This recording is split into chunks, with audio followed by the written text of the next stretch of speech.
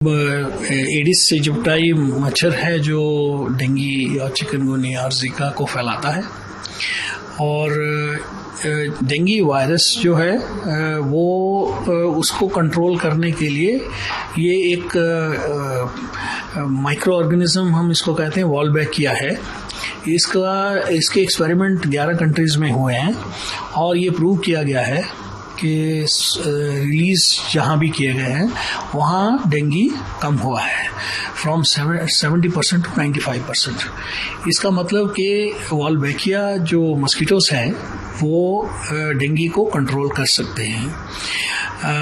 ये वॉल्बैकिया क्या है? मैंने कहा कि ये एक माइक्रो ऑर्गेनिज्म है।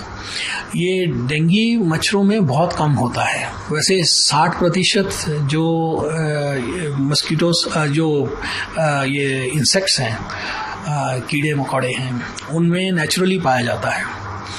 और डेंगू के मच्छर में जो एडिस एजिप्टाई है उसमें बहुत कम पाया जाता है। तो इसको अगर हम उनमें इंसर्ट कर दें, उनमें डाल दें मच्छरों में, तो वो माँ से यानी मदर से वो दूसरे मच्छरों में चला जाता है, जो प्रोजेनी में नेक्स्ट में चला जाता है। ऑटोमेटिकली इसकी ट्रांसमिशन हो जाती है। और जब ये फैल जाता है पॉपुलेशन में मच्छरों की, तो वो जो मच्छर है जब वो किसी पेशेंट को डेंगू के काटेंगे या चिकनगुनिया के काटेंगे और वो फिर आगे उसको नहीं फैला सकेंगे। तो इसका मतलब है कि उसका समाधान मच्छरों में ही हो जाएगा। तो मच्छर ही डेंगू कंट्रोल कर देगा। कितनी ज्यादा तैयारी है सर इस पर्टिकुलर इसको?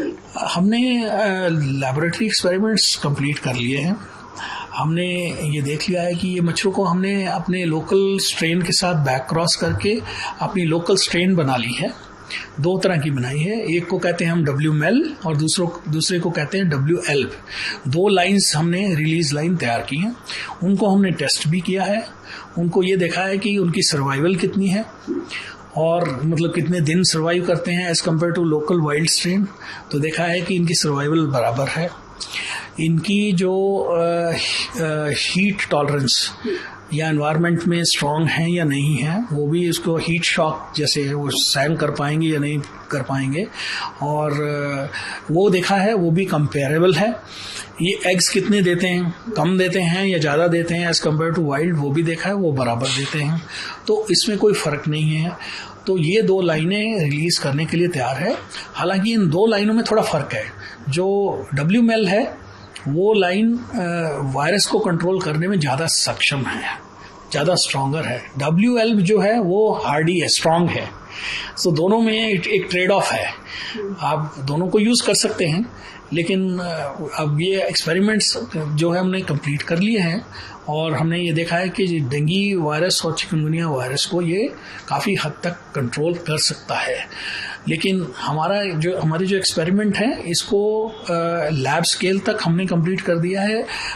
फील्ड में लेकर जाने के लिए या रिलीज करने के लिए रियल लाइफ सिचुएशन में ये गवर्नमेंट ऑफ इंडिया की अप्रूवल के बाद ही हो सकता है।